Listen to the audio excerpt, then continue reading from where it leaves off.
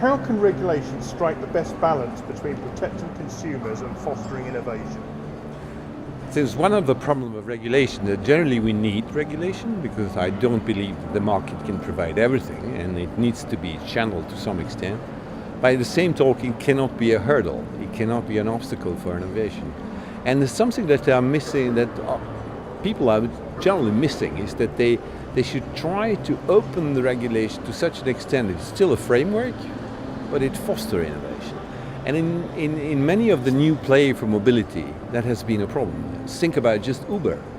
They have been, facing different legislation on the European continent. And in England, it was automatically they say if we can't beat them, we join them. So TfL in London accept to license them under certain conditions. In other places, it was totally refused.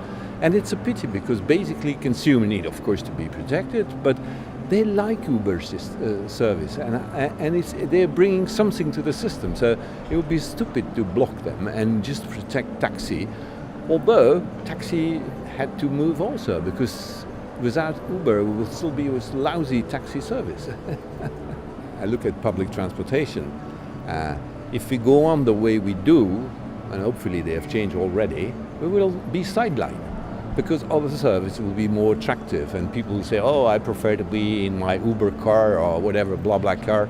We have to move. And the appearance of those, the emergence of those new players is an excellent tool for me to wake up the whole sector and say, hey guys, now it's time to think about it. What are your real values? What are your assets? What's your benefit? Where are you good? Where are you wrong? And work on the wrong side.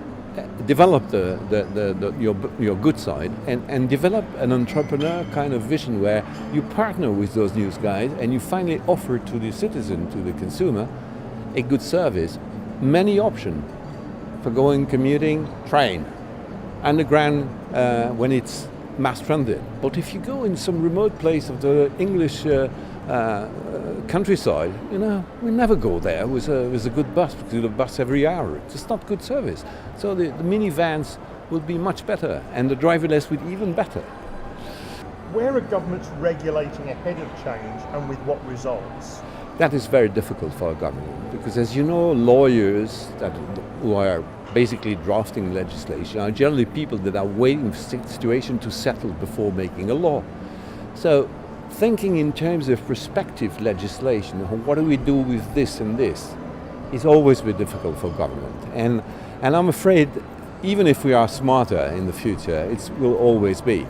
I just want them to be a bit more agile, and the only way to do this is to be much more aware of what's going on in the market, and not being isolated in their fantastic ministries, but not listening to real ground. So please go and see what's on the market. And I think that's an advice I would give to administration. Please go and look what's going on. And if you feel it, that it has to be, think about it. Talk with those guys. Participate to general hearing about and do not wait too long, because once you wait, then you're killing the Columbus egg. And at the end of the day, you delaying all progress. And I guess ITF always has a part to play because this is where everybody gets together and discusses those ideas. Yeah, sure. And digitalization is the first word. Second word would be collaboration. Because the idea that we all work in our own cluster is gone. It has to be mobility as a service, a platform where everybody picks up the right service for the kind of trip he wants to do or the kind of destination he wants to reach. As long as you say, I prefer the car or I prefer public transport, it's just useless. It's a practical issue. We have to serve the customer.